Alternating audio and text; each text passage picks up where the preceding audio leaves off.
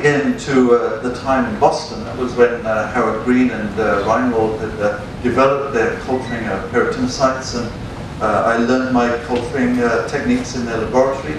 And we would get our primary cultures, and we'd get confluent cultures, and then the confluent cultures would stratify. When you're stratifying, you've actually changed the whole profile of the cells in your mixture. And if you actually get a pre-confluent culture and then suspend that, you're getting a totally different pattern. Now, Jan Barenden, working with Green, was identifying different clonal types of keratinocytes and looking at the paraclones, the mericlones, the polyclones, and identifying those. And what this was in that was published in 1987, this was before we actually began to understand about stem cells. So stem cells have always been there. It's nothing new in stem cells. It's just our understanding of their significance. And when you think about keratinocytes, the way they grow, and they have stem cells in the basement membrane, and then they develop into the transatlantic cells, and then they're terminally differentiated keratinocytes.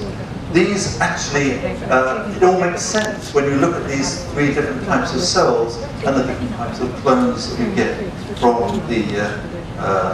from our keratinocyte cultures.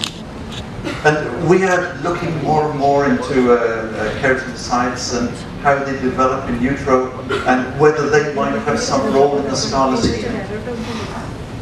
But there's another sort of dimension about the skin that I want to draw your attention to, is the dermo-epidermal junction, and this very complex structure that connects the epidermis to the dermis.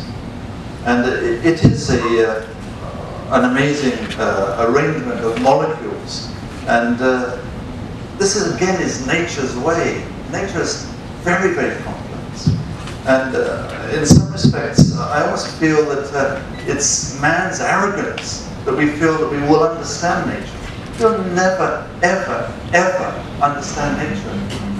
That is one thing I'm sure of. But it doesn't stop us. Absolutely not. Because understanding more about nature will help us perhaps reduce the pain and suffering and make life more enjoyable for all.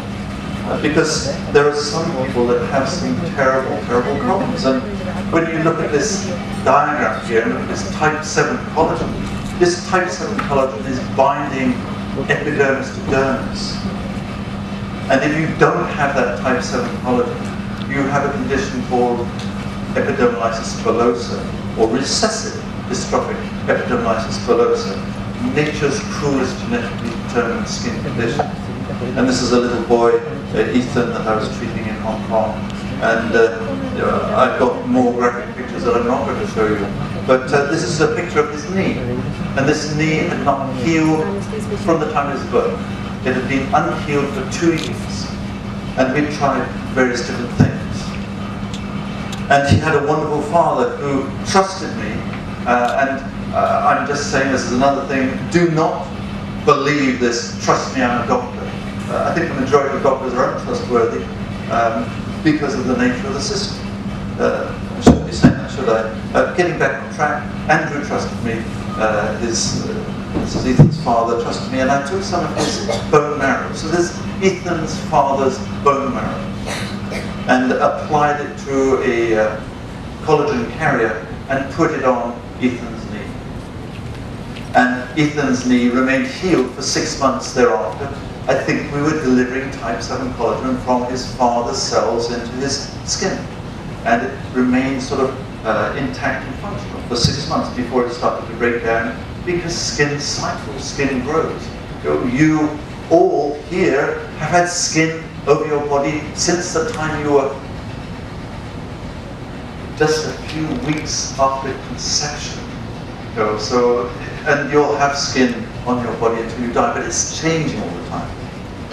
And this is just another sort of interaction between bone marrow, autologous marrow, and a wound. And this is biotechnology at its best, where we were working on an electrochemical dressing. So we were delivering electrical pulses into the wound to kill the bacteria after resistant heavy growth of MRSA, and then putting on bone marrow and then preparing the wound for a graft.